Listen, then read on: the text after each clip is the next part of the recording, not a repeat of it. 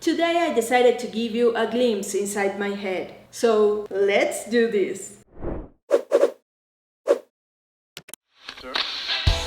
name is Cynthia. Some call her Society. That's why the name of this channel is Society TV.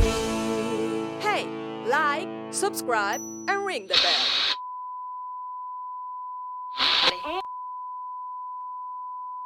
I get philosophical on my own and I have so many questions about life in general that I thought it would be better for me and for my own mental health just to share with you what's going on in my head. This whole idea started because last week during therapy, my doctor asked me to write 2 letters. One from me to my mom and another one as if my mom was writing back to me. And the first one was really easy, but the second one was really heart-wrenching. And I don't know if the reason why it felt like that and it was like that, it was because it felt almost like a goodbye. And at this point, I don't know if I'm more attached to the idea of grieving and sadness than to the idea of my mom. Because at the end of the day, I know that my mom isn't here and I know she hasn't been here for a long time.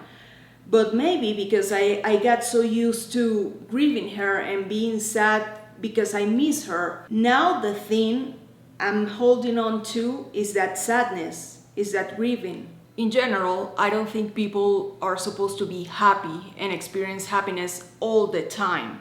Because I do believe that we're supposed to go through the whole range of emotions during our life. But the question is, do you think some people are cheaper than others? And do you think some people are just more gloomy just because they are that way? Not because they are depressed, not because they suffer from some mental illness. It's just that that's just the way it is for them. Because if that's the case, I do believe that some of us lean towards sadness or happiness or some other feelings throughout our life. And that being the case, I know that I lean towards sadness more so than I do towards happiness. And I know how that sounds, and I know that some people might be watching this video being like, what? Who will choose sadness instead of happiness? But like I said, I do believe that there's a part of me that's really attached to that sadness because that was the last thing that in a way my mom left me. So I guess I might be holding on to that one.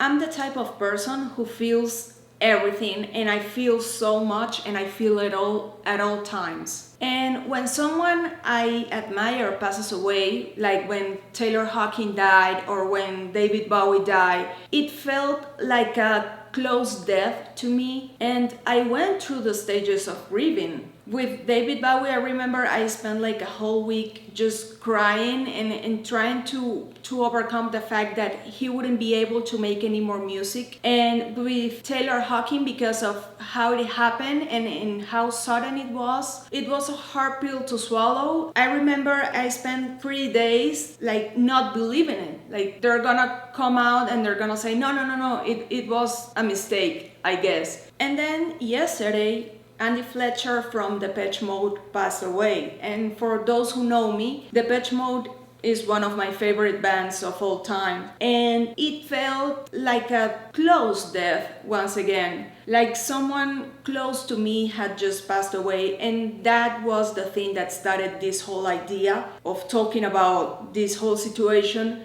Because I started to think, why do I get so sad when something like this happens? Why is it so personal to me? And then I thought, is this because I'm a creative person and creative people are known to be really emotional? We are the ones who feel everything and feel it all. And that might be a great thing for the creating part of everything. But when it comes to living life, when it comes to creating relationships, it's a really difficult thing to do because other people don't understand why someone like me is so emotional. And I don't know if that's ever happened to you, but trust me, from my perspective, from the perspective of someone who's lived her whole life being like this, it can be exhausting. And I'm pretty sure that people who's been with me could say the same. They could say, yeah, it is exhausting to be with you. Just because it's really hard for you to handle your emotions. And I don't know, I guess I don't have that emotional control. It's really hard for me not to cry at certain situations. It's really hard for me to always be happy. It's really hard for me to try to hide my emotions. That's really hard. And I guess people who aren't like me, who aren't this emotional, they are really good at hiding what they're feeling and to separate what they're doing and how they're feeling and what they're feeling. But that's definitely not the case for me.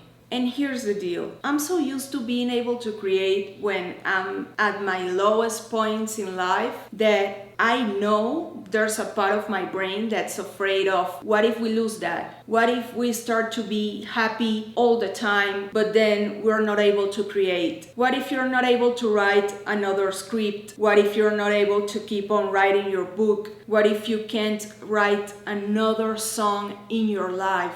And because of my creativity being such a determining fact in my life, I don't know if I will be able to handle not having that side of me, trying to write a song and not being able to, staring at the blank page and not being able to write those few first words. I will just completely lose it. But I don't know if every single person who's a creative person is supposed to be this way. Are we supposed to be this emotional? Are we supposed to attach every single emotion to everything we do? Am I always supposed to be sad to be able to create? Because this I know, it's not that I'm not able to create, it's just that everything feels superfluous. And when I'm sad, when I'm actually feeling everything, that's when I know I'm giving my best. Because not only am I trying to overcome my sadness to deliver something, but I know that if I stop myself, I will get sadder. If I don't do what I have to do, it will just get me into this really dark place that to a point it has become a comfort place for me. And I do find myself trying to crawl my way out of that comfort place.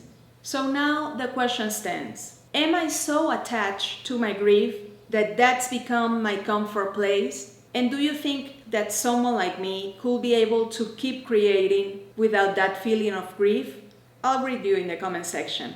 If you like this video, please remember to give it a thumbs up because it does help with the freaking algorithm. Also, don't forget to subscribe and share with everyone you know. I would love to hear your thoughts about this topic, so I'll wait for you in the comment section down below. And until next time, I'll see you when you see me.